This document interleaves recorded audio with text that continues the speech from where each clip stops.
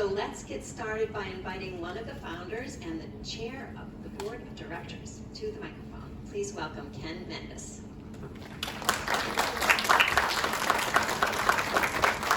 Good afternoon. Everybody having a good time? Had enough to drink? Appreciate you all being here. My name is Ken Mendes, and our mission is to advance relationships among people of different racial identities, increase understanding, and reduce bias in our community. We've been doing this for the last 7 years.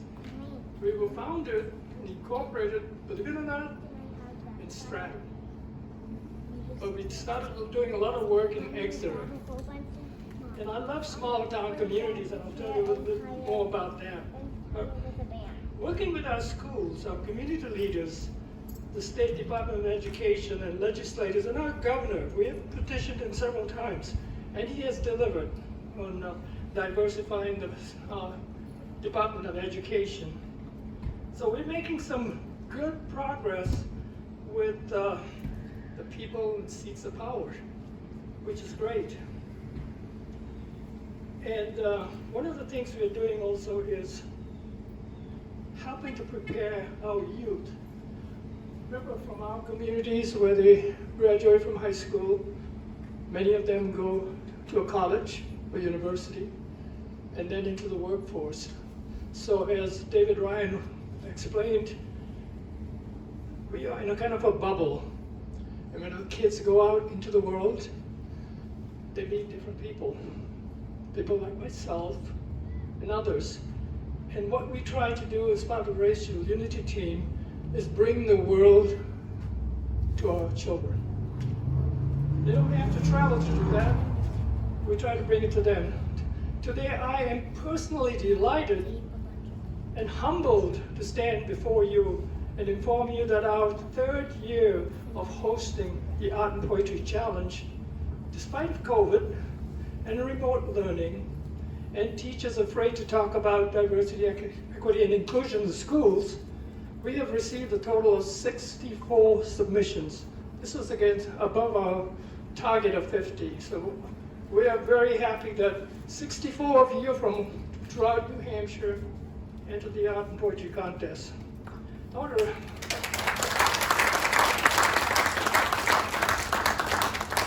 here are some of the towns that were part of it. Alton. Anybody from Alton? Alsted, Boscawen, Bow, Brentwood, Dover. I know I saw some from Dover. East Kingston, Exeter, a lot of them from Exeter. Greenland, yes, one from Greenland. Keene, Lebanon, Manchester, Moultonborough, Nelson, Newcastle, Newmarket, Plainstow, Rochester, and Stratham. Now these are not big cities really, and we are so excited to be able to bring the world to the kids in these towns. The age range of those submitting entries, believe it or not, the lowest was 6 years old. The oldest was 86. By the way, they both won prize. They did a wonderful job. We are especially overjoyed by the number of entries we received from elementary school, middle school, high school students, and the number of submissions that were the result of classroom projects. So the teachers brought a flyer into the classroom and challenged the students. Thank you all for being part of that event, and thank you to the parents and teachers for your part in supporting what we are doing in the cities. I also want to thank the Art and Poetry team. Sylvia pointed out to some, but I want to name them. We've been working on this since February, believe it or not. It took almost 6 months to finalize it to this stage. Sylvia Foster, who introduced me, she's also the project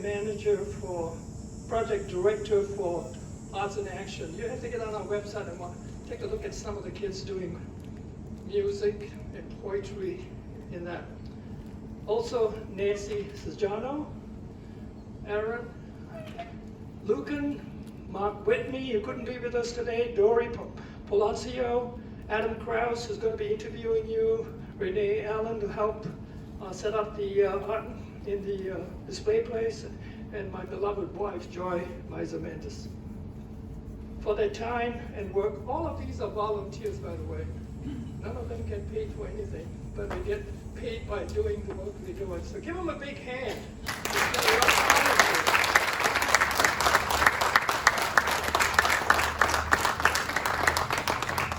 And I want to thank the Portsmouth Library, Nicole Collier. They have also worked hard, she and a team, setting up and arranging this environment for us. Thank you to the taxpayers of Portsmouth and to Nicole. Thank you for your support. And also our sponsors. We cannot do anything without the sponsors because it costs money to do things. Prize money costs money, but we got some beautiful sponsors: Kennybunk Savings, Cambridge Trust, Exeter Hospital, Riverwoods Exeter, and a special recognition to New Hampshire Charitable Foundation for their financial support. Most of their money will be used in the prizes. Finally, I want to leave you with a message. Your donations help bring this program like this to the community. If you feel like donating, go to our website and you can donate from there. Thank you.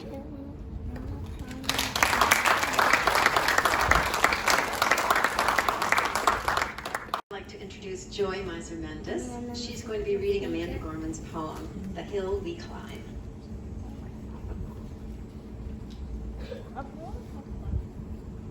Well, I am not Amanda Gorman, as you can see, but I am someone who was awestruck on Inauguration Day when I first heard her recite this poem, The Hill We Climb.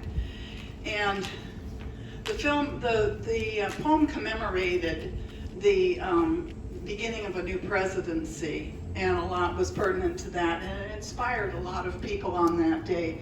But it's also continued to inspire people in other ways, because there's many other messages within that poem. And many of the words that I'm going to be speaking, you will see represented inside the gallery in the art and poetry, and I know many of you have already been in here. So, The Hill We Climb. When day comes, we ask ourselves, where can we find light in this never-ending shade? The loss we carry, a sea we must wade, we braved the belly of the beast. We've learned that quiet isn't always peace. And the norms and notions of what just isn't always justice. And yet the dawn is ours before we knew it. Somehow we do it. Somehow we weathered and witnessed a nation that isn't broken, but simply unfinished. We, the successors of a country in a time where a skinny black girl descended from slaves and raised by a single mother can dream of becoming president, only to find herself reciting for one. And yes, we are far from polished, far from pristine, but that doesn't mean we are striving to form a union that is perfect. We are striving to forge our union with purpose. To compose a country committed to all cultures, colors, characters, and conditions of man. And so we lift our gaze, not to what stands between us, but to what stands before us. We close the divide because we know to put our future first, we must first put our differences aside. We lay down our arms so we can stretch out our arms to one another. We seek no harm. We seek harm to none and harmony for all. Let the globe, if nothing else, say, this is true. That even as we grieved, we grew. That even as we hurt, we hoped. That even as we tired, we tried. That we'll forever be tied together, victorious. Not because we will never again know defeat, but because we will never again sow division. Scripture tells us to envision that everyone shall sit under their own vine and fig tree, and no one shall make them afraid. If we're to live up to our own time, then victory won't lie in the blade, but in all the bridges we've made. That is the promise to Glade, the hill we climb, if only we dare. It's because being an American is more than the pride we inherit. It's the past we step into and how we repair it. We've seen a force that would shatter our nation rather than share it, would destroy our country if it meant delay in democracy, and this effort very nearly succeeded. But while democracy can be periodically delayed, it can never be permanently defeated. In this truth, in this faith we trust, for while we have our eyes on the future, history has its eyes on us. This is the era of just redemption. We feared at its inception. We did not feel prepared to be the heirs of such a terrifying hour, but within it, we found the power to author a new chapter, to offer hope and laughter to ourselves. So while once we asked, how could we possibly prevail over catastrophe? Now we assert, how could catastrophe possibly prevail over us? We will not march back to what was, but move to what shall be. A country that is bruised but whole, benevolent but bold, fierce and free. We will not be turned around or interrupted by intimidation, because we know our inaction and inertia will be the inheritance of the next generation. Our blunders are their burdens. But one thing is certain. If we merge mercy with might and might with right, then love is our legacy and change our children's birthright. So let us leave behind a country better than the one we were left. Every breath from my bronze-pounded chest, we will raise this wounded world into a wondrous one. We will rise from the golden hills of the West. We will rise from the windswept Northeast, where our forefathers first realized revolution. We will rise from the lake-rimmed cities of the Midwestern states. We will rise from the sun-baked South. We will rebuild, reconcile, and recover. And every known nook of our nation and every corner called our country, our people, diverse and beautiful, will emerge battered and beautiful. When day comes, we step out of the shade, aflame and unafraid. The new dawn balloons and we free it. For there is always light. If only we're brave enough to see it. If only we're brave enough to be it.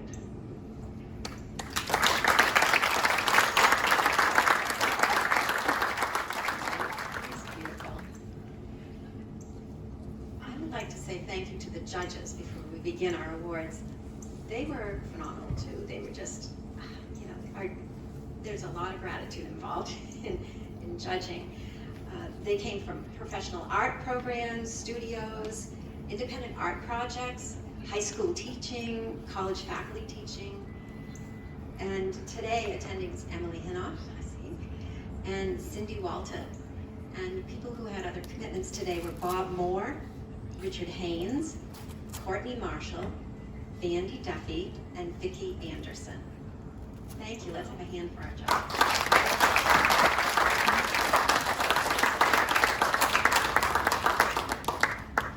They can tell you that they had fun doing this. Emily said exactly.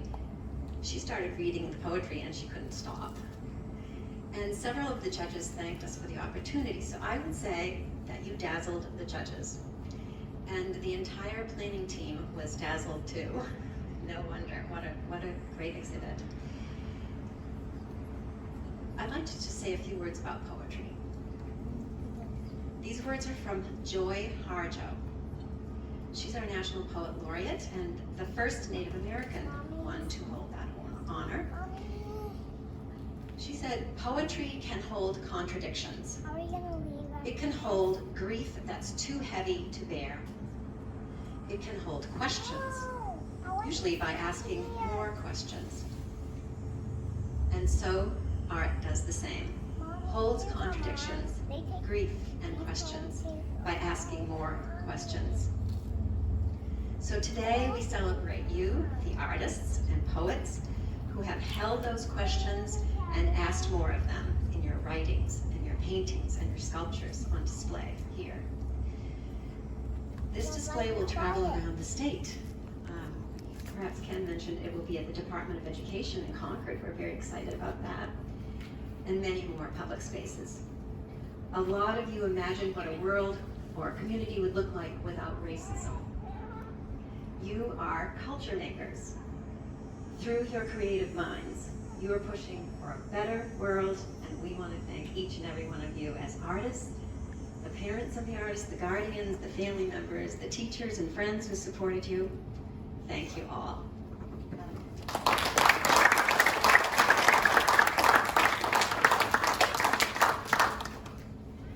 Some of our winners were unable, again, because of previous commitments, unable to be here with us today. Nevertheless, they're very excited about this prize award-winning event. And the prizes are $200 for first, second prizes are $100, and third are $50. So let's get started with the Poetry Awards. We're going to start with third prizes, and our third prize winner for poetry for middle school level is Mabel DeSalt.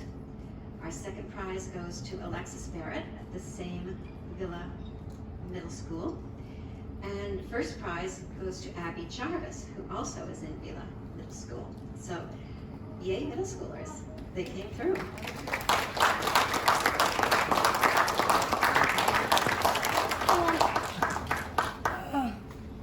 Now for high schoolers, you wouldn't believe all that. We had so many entries from you. We are so happy. You go, high schoolers. We had a tie for third place. Third place winners are Exeter High School's Isabella Cozart Olson.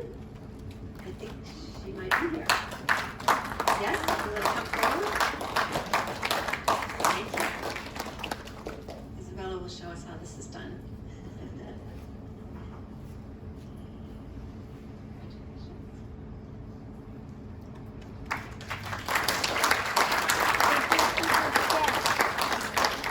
And Rachel Poulin was the other winner, and she could not be here. She had soccer.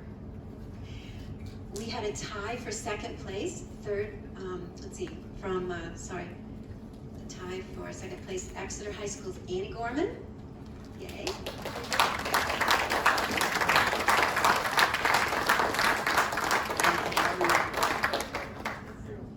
Congratulations, Annie. No, she's not. Phillips Exeter is in session on Saturday, so it was hard for them to get here. And our first place winner from Phillips Exeter was Kaylee Chen. So congratulations to all of you.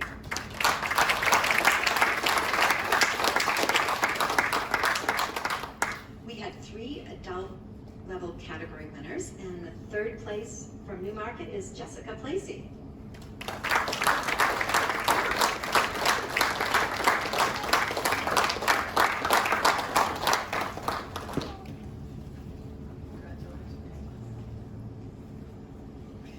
Second place was Megan Swedberg of Moulton Borough, and first place was our John Merrifield, our 86-year-old member of the community from Exeter.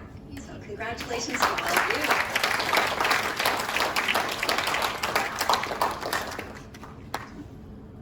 Now we move on to the art prize winners, and we begin with elementary school entries. The third place winner is Nelson Elementary School's Aiden Howard, and I think could not make it today. And our second place winner is from Exeter, Aria Simpson.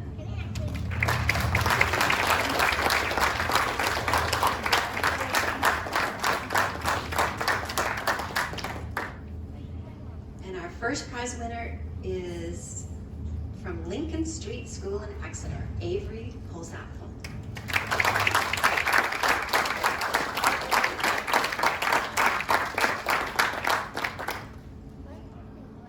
Middle school winners, third place winner is from Dover, Kellen Hadd.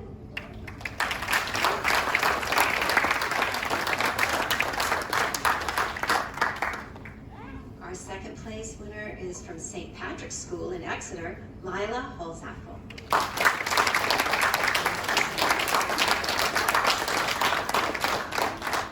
Wow, congratulations, middle school winners.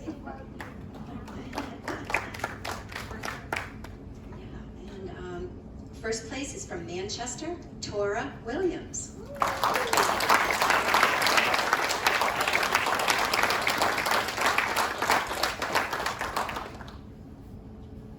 that's great. In high school art, third place winner is Bow High School's Rosaria Anderson.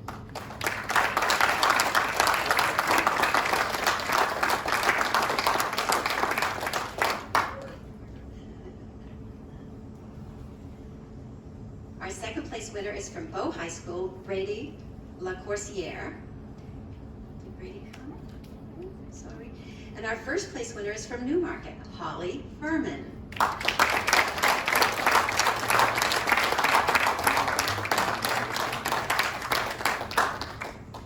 Hey, high schoolers, those are great pieces. I want to keep going in there and look. Our adult level winners, tying for third place, Newmarket's Brenton Ciccatelli.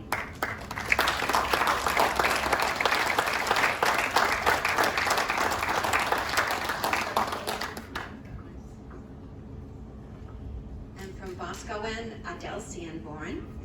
And our second place winner is from Rochester, it's Marie Doliver. And our first place is from Alton, and that's Patricia Hayes.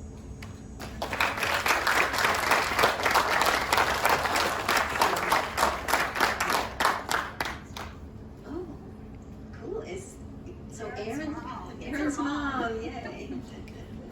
I think she'll trust you with that. Thank you, Erin.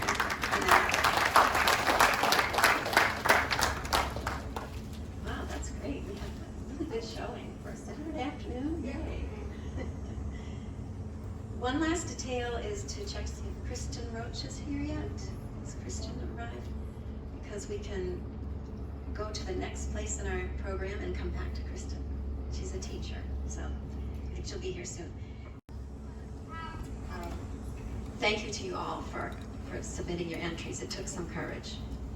So.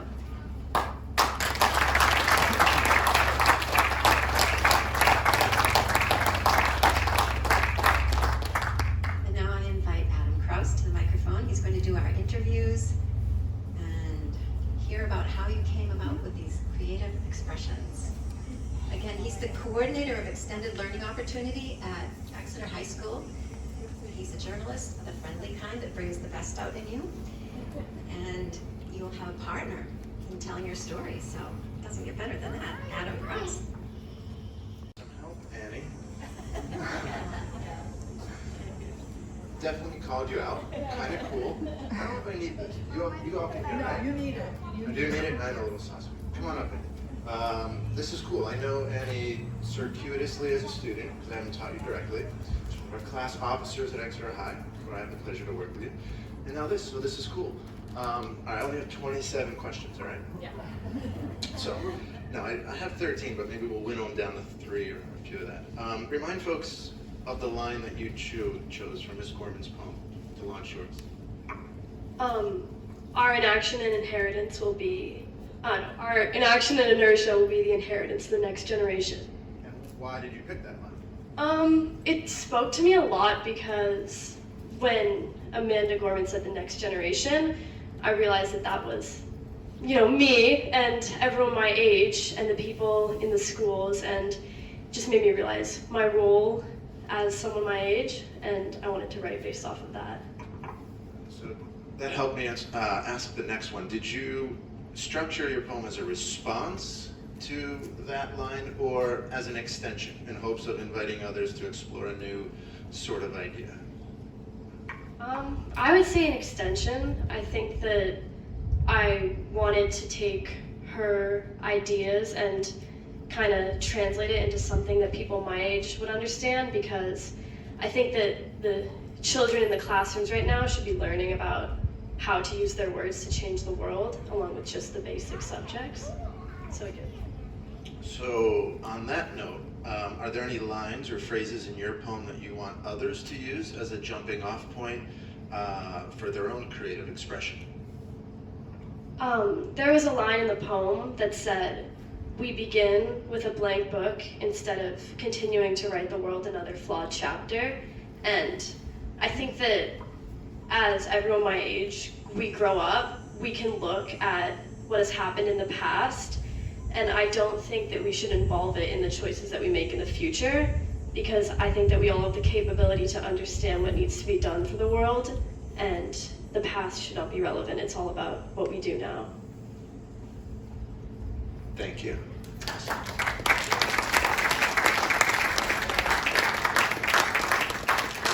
Maybe we can keep the conversation going. I'm happy to extend this to artists, so that might be a little tougher without the actual art here. Come on up. Artist as in the visual kind. Good, thanks. Nice to meet you. Probably should start with maybe you reminding folks of the line that you used as a jumping off point for your poem. Art. Oh, this is artwork. Yes. All right, well, saying this still applies. Oh, okay. Sure. The line that I chose was, for there is always light if only we're brave enough to see it, if only we're brave enough to be it. So I imagine some people in the audience, think as an artist and use creative expression to convey ideas. Maybe not everybody thinks and works like that. What do you want to convey as far as how the visual art or poetry, if you dabble in that, or any creativity, can help us communicate big ideas, particularly at a time when things are so tense and fraught? Well, I definitely believe that art it's a language of hope and unity. A lot of the things we just can't say or we don't know how to say will come out in our imagery. To me, art is a pathway to peace. It's a tool to build communities and to help each other. So I forgot the question. Okay. Maybe we can just, one more question is, people I'm sure will check out your work after this, and they have, is there a certain piece that, like I was asking Annie, they can tune into as a jumping off point for their own reflection and creative expression? With my art? Sure. The great thing about art is there's no one answer.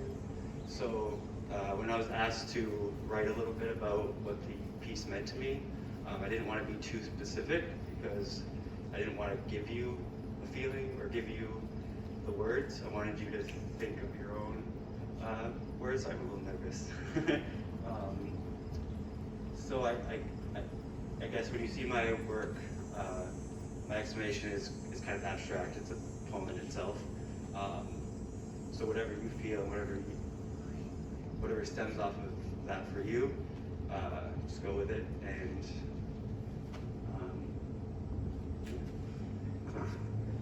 Thank you very much.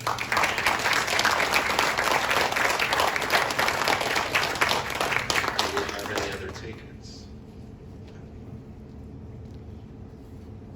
I think your mom is calling you out.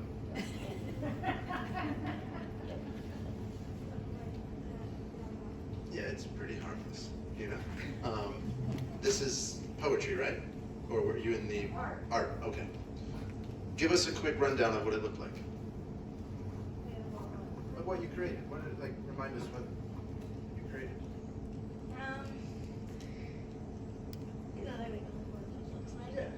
So mine kind of has so it has a picture of a woman holding a baby, and then it has two buildings. There's a hotel, and then there's a karate building, and then there are people in the street, and then there are people doing stuff inside of the buildings, and then there is and then there's just a woman with a baby standing out there with a black and white. So the people in the buildings and on the street, they're just in black because I don't know. I just wanted to. Well, I want to know why. Why did you make it like that? I made it like that because I wanted to interpret the line, and I didn't really want to just I just wanted to have what was in the line and actually put it into work and I just like took like everything that it said and I just put it into a drawing in one piece. So yeah. Remind us of the line.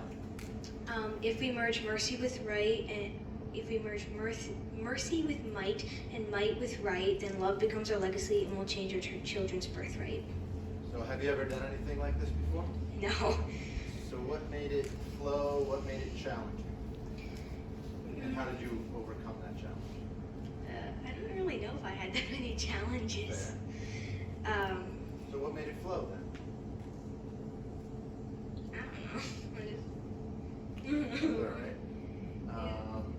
Anything else you want to share as far as your work and what you hope people get out of it?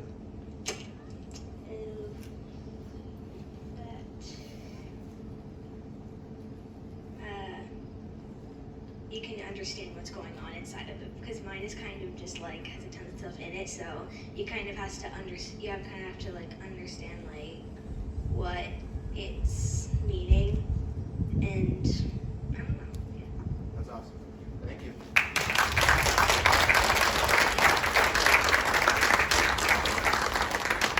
Who else? There's another EHSer. You don't have to come up, but it'll be cool to talk to you.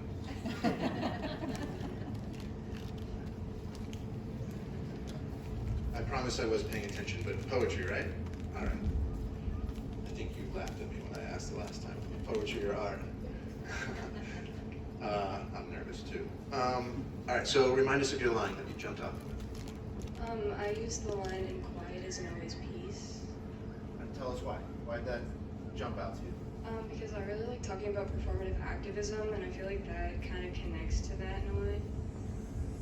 So, So I think I've heard you get into that topic a little bit before. Can you break it down for us a little bit and why you think that's something we should have our eyes open to? So performative activism is kind of more like a form of activism that gains you something like publicly or like in like a social status kind of way. So it makes you seem better, but you don't actually really necessarily care about the cause that you're standing behind. So like when people would do blackout squares on Instagram, that was kind of performative activism because you weren't actually helping Black Lives Matter, you were just putting out black squares because you thought people would be upset with you if you didn't. So you've shared this in a few forums now, you know, going back to last school year. There's no right or wrong answer to this. In your own circles or beyond, have you seen a shift in how people consider this topic? And whether you have or you haven't, I guess the question could be, what does it take for people to make that switch so they actually maybe really mean what they do or show up for the work that they're saying they believe in? I think you just kind of, you have to be into what you're talking about. Like, even if you're not necessarily into what it is, then don't make it something so that you're publicly putting it out there. Like, see it more as you're doing something good because you want to do something good instead of doing something good so that you look good. Thank you so much.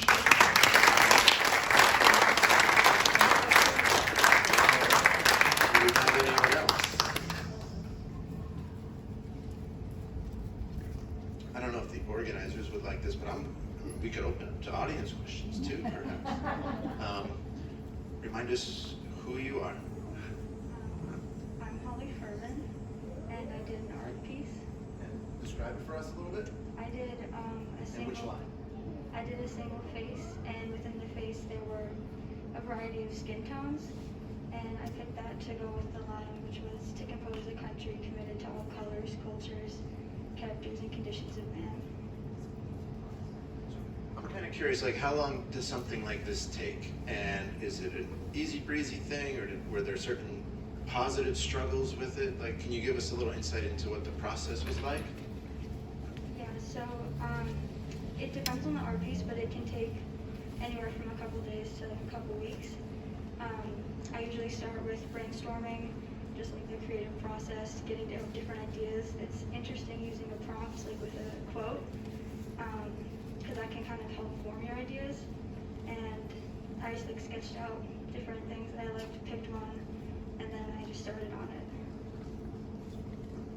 How do you see an experience like this empowering you to continue using your voice to share what you think is important? I think it really showed me that how powerful art can be, and that we can provide different messages to the public, like using that as an outlet and show people what's important and what we should focus on. Anything else you want to share? All right, thank you.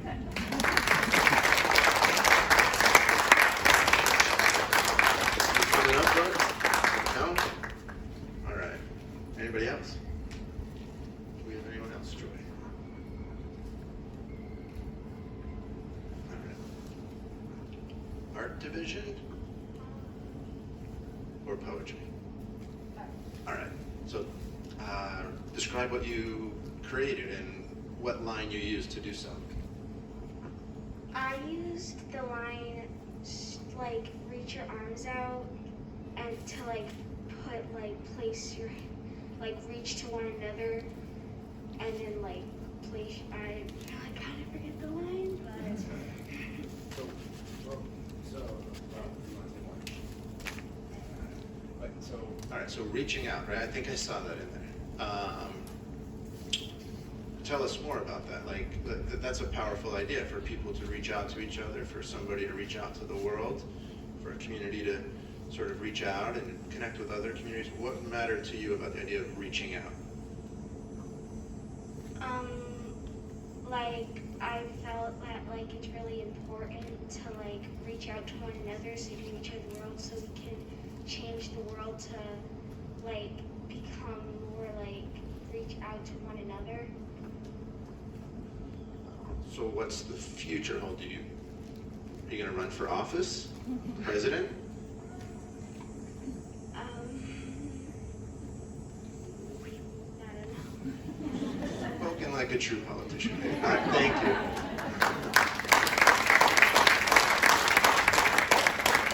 Bryn, any other children to throw under the bus? I love it. Anybody have some freestyle poetry to share? Do we have anybody else that wants to share the thinking behind their work? Please. Nice to meet you. Remind me which division you were in? I did art. and describe your art and what line you used to jump off. So my art was, so it was technically one girl. On one side was her as a kid thinking that one day she could become president, and then on the other side it's her only reciting for one. So, Freestyling here a little bit, but that shows a divide, right? There's a lot of division in the world. How do you see art and your art helping connect people and bridge those divides so we aren't so separated and divided? It can show people that in some way we can connect, like even in other forms beside art. So what can you tell the people here as far as what your future holds? How do you want to use art, your voice, and your power as you continue to make change in the world? What can we, this is not, no pressure, but what do you see yourself doing next? Like art-wise, or? Sure. Honestly, I just freestyle with art. Yeah. is there a certain part of your art that you want people to especially tune into to maybe use as a launching pad for their own expression? I guess kind of this, just, I'll say it in a small form, but like my story of how I decided to start art, because like I only started art and starting being good at art in 6th grade, because all during my elementary school everyone made fun of my art because I did stick figures and stuff like that, and I used to be really proud of my art too, but now I'm like, no, that wasn't that good. So but yeah, I got better in the 6th grade, so yeah. Thanks for opening up about that and sharing your work. Thank you.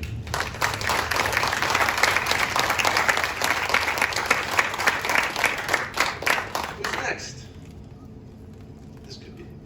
the adults too, if you want. We might be approaching that point. Well, this was fun. Thank you. Congrats again, everybody.